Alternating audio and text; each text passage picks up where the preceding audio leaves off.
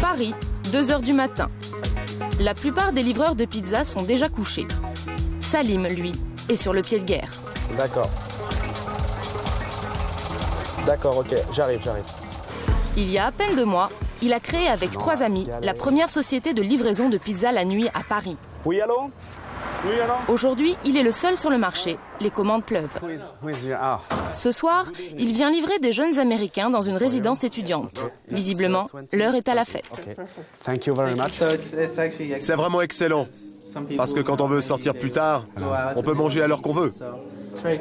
Pour ces jeunes étrangers, se faire apporter une pizza en plein milieu de la nuit, c'est naturel. Mais en France, c'est un concept totalement révolutionnaire. L'idée, elle m'est venue comme ça. Pourquoi personne n'a pensé à faire de la pizza la nuit? Vous regardez, vous vous baladez dans Paris la nuit, tous les magasins sont fermés. Pour trouver quelque chose d'ouvert, c'est pas évident. Nous, on a voulu changer tout ça. Salim a 44 ans. Il y a encore 2 mois, il était éditeur de publicité. Il a toujours été un bourreau de travail. Ses 4 enfants en savent quelque chose. Avoir d'énergie pour faire tout ça quand même. Et comme il se lève un petit peu tard quand même, parce qu'il rentre à 6h du matin. Je le vois le week-end, je le vois. On va au club de foot là. Monsieur entraîne des petits jeunes. Mais là je vais jouer là. Ah, tu vas jouer. Bon bah tu vas jouer. Allez, on y va. À peine le temps de déposer son fils au sport qu'il est déjà reparti. Direction le bureau. 4h15, les courses déjà faites. Donc voilà. Nicolas est l'un de ses 3 associés et aussi un ancien collègue. Livrer des pizzas la nuit, c'était une première pour eux. Encore fallait-il que les clients soient au rendez-vous.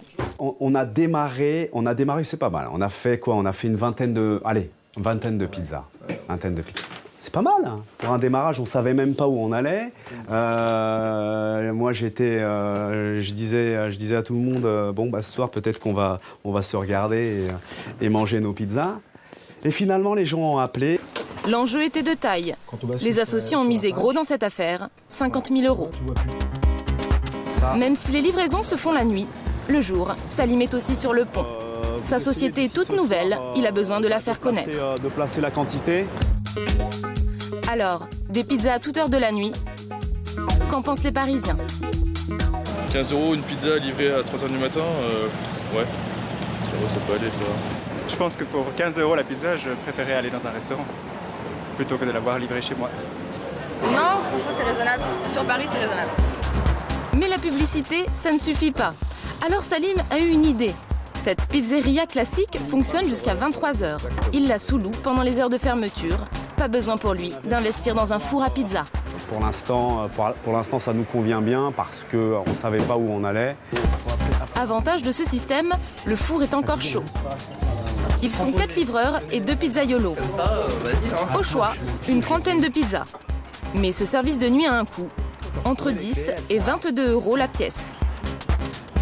Les deux, c'est bon? D'accord. C'est parti. Donc, la nuit, tout est plus compliqué. Les livraisons en mobilette, ça fait du bruit et c'est dangereux. Salim a trouvé une solution. Voilà. Et surtout, je pense à mes livreurs. J'ai pas envie qu'il leur arrive une galère en moto. La nuit, la route est assez dangereuse. Livrer ses pizzas en voiture, c'est un luxe. C'est d'ailleurs la plus grosse partie de son investissement.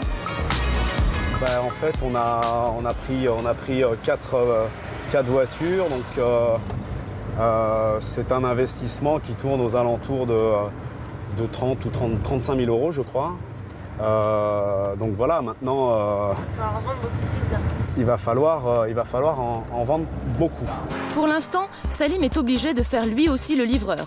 Chaque nuit, il vend près d'une centaine de pizzas. Pour les urgences. Ses clients, tous les noctambules de Paris, par obligation ou par plaisir. Médecins de garde, employés de discothèque, donc alors ça c'est pour vous. Veilleurs de nuit, bonsoir. Ambulanciers. Il y a du boulot sur... Mais l'inconvénient pour le jeune patron quand on livre ses pizzas la nuit, c'est que l'on se sent parfois un peu seul. Urgence maternité.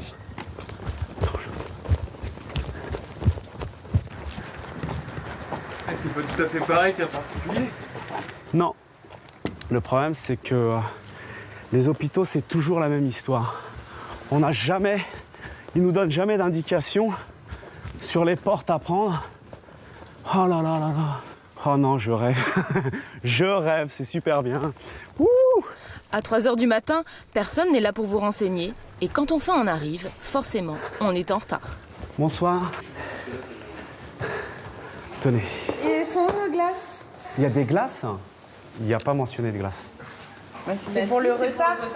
Ah bon, alors je vais faire passer, non, je vous promets, je vais vous faire partir quelqu'un du site, il va vous ramener des glaces. Ce soir, Salim aura réalisé plus d'une vingtaine de livraisons. La fatigue commence à se faire ressentir, il commence à être plutôt tard, il est presque 4h du matin. Et voilà, donc on ressent la fatigue là. À 5h du matin, c'est l'heure de la fin du service. En 1 mois et demi, l'entreprise a déjà réalisé 75 000 € de chiffre d'affaires. Salim va pouvoir faire de beaux rêves, même s'il ne va dormir que 4 heures. Voilà.